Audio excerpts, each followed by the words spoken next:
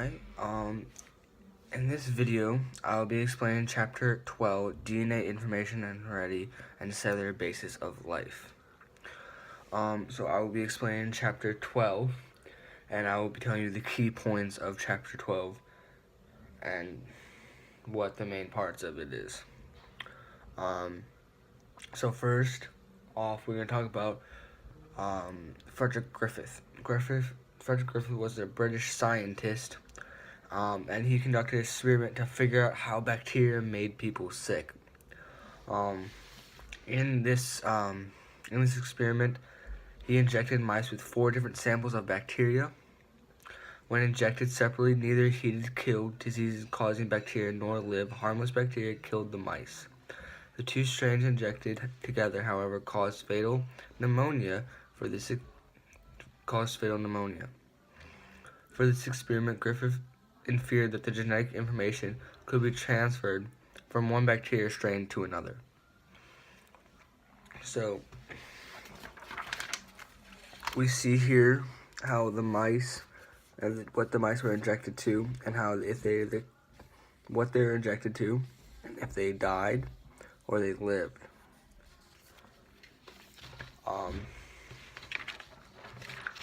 Next, we will be talking about a man named Oswald Avery, who repeated Griffith's work, but he wanted to find out which molecule of the heated bacteria was most important for the transformation. So what he did was and so by repeating the work, by observing bacterial transformation, Avery and other scientists discovered that the nucleic acid stores and transmits genetic information from one generation of bacteria to the next. So basically, he repeated the trial, and he just tried to figure out what molecule made it different, and what molecule was most important, and he found that it was the nucleic acid. People that worked with Oswald Avery, and they were named Alfred Hershey and Martin Chase, and they conducted their own experiment to basically back up Avery's work. So Hershey and Chase's experiment with bacteriophage confirmed Avery's results, convincing many scientists that DNA was a genetic material found in genes, not just in viruses and bacteria, but in all living cells. Alfred Hershey and Martha Chase used different radioactivity markers to label the DNA and proteins of bacteriophages. The bacteriophages injected only DNA, not proteins, in bacteria cells. So you see here how they were injected into the cells. So these are kind of like alien bugs that were injected into the cells to see the different transformations.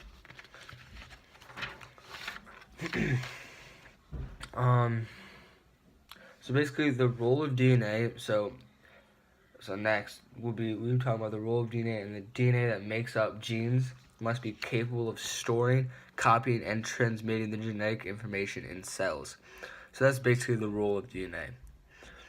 And DNA needs to store information, needs to be able to copy information, and needs to be able to transmit information throughout the whole body.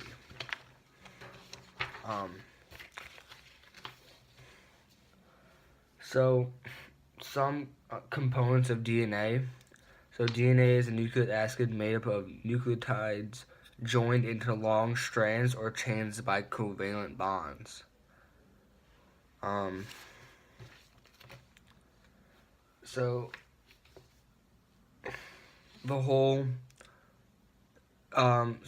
to figure out the structure of DNA and how the structure of DNA worked, a man named Erwin Chargaff, an Australian-American biochemist, discovered that the percentage of adenine and thymine bases are almost equal in any sample of DNA. So that's kind of how they figured it out. And that's the same for the other nitrogen bases, guanine and cytosine. So basically, when you look at a DNA structure, the DNAs are always connected. So you see adenine with thymine in the same percent. And the reason and the way you find this same percent is, say, if adenine has 10%, then thymine has 10%. And that, so together that's 20% because they always have the same. You subtract that 20% from 100% to get 80. And then 80, and then you split 80 up 40-40, and that 40% go to guanine and cytosine. So here you see how it matches up. So you see the adenine base, the deoxyribose, and the phosphate group. And that's the structure of DNA. The next, so basically, once they figured out the structure of DNA, and how like adenine and thymine go together, it wasn't really structure, but they figured out what matches. A girl named Rosalind Franklin used X-rays to figure out the structure of DNA. And the structure of DNA was a double helix. So basically, how she figured this out was a circle, and it was almost like an X through a circle. So it was a circle with an X through it. So it was basically like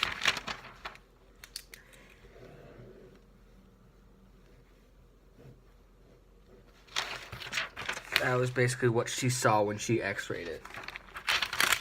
And so by some way, they knew that meant it was a double helix.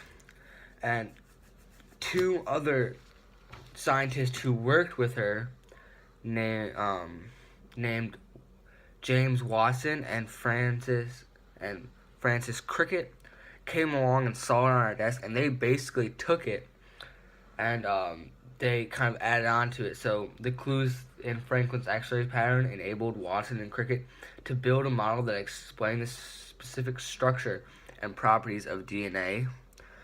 So they took it and they built that double helix. They built that picture, and they said to everybody, "Hey, this is what DNA looks like." And so they just ran with it, and they basically took credit for her work and what she did. And Rosalind Franklin got no credit for it, and until later when she died of radiation, they finally gave credit to her, but she was dead, so she didn't get that much credit. So the double helix model explains Chargaff's rules, like I said, of base pairing and how the two strands of DNA are held together. So on one side you have adenine, and on one side you have thymine, and they're basically intertwined. And then you have cytosine and guanine, then you have thymine and adenine, and it's basically all wrapped up in this circle, and so they're basically connected.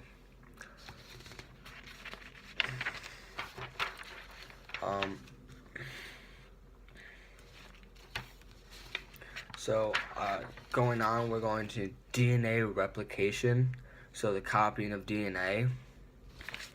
So basically, and so how DNA replicates. DNA is held together by. So basically, DNA is DNA polymers and enzymes that joins individual nuclei to produce the new strand. So they come in, they unwind it, they rip it apart, they replace the DNA, and then the two strings detach, and then they form other DNA, and that's how DNA replicates, kind of.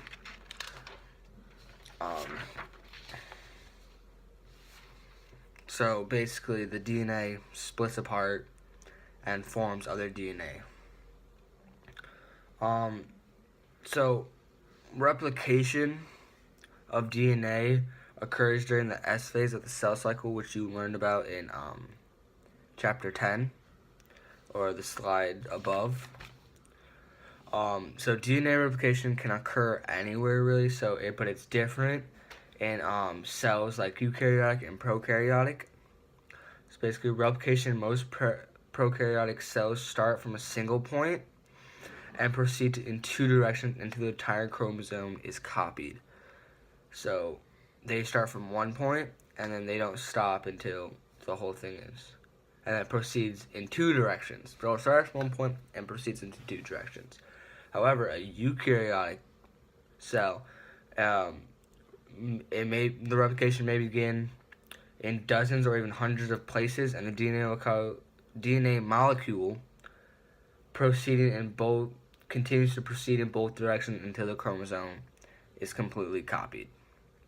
So you see, it happens in different ways depending on the cell, depending on human or plant. Sorry, just human. Some vocab for this chapter that you should know is transformation. So basically, it's the process of transforming something onto another. So that we learned about in the bacteria. Bacteriophage is a kind of virus that infects bacteria. Base parent is the perfect fit between adenine, thymine, and guanine and cytosine. Replication is when a DNA duplicates, and telomeres is DNA tips of a chromosome. So the tips of the chromosome. That is chapter 12. I hope you learned something from it. Thank you.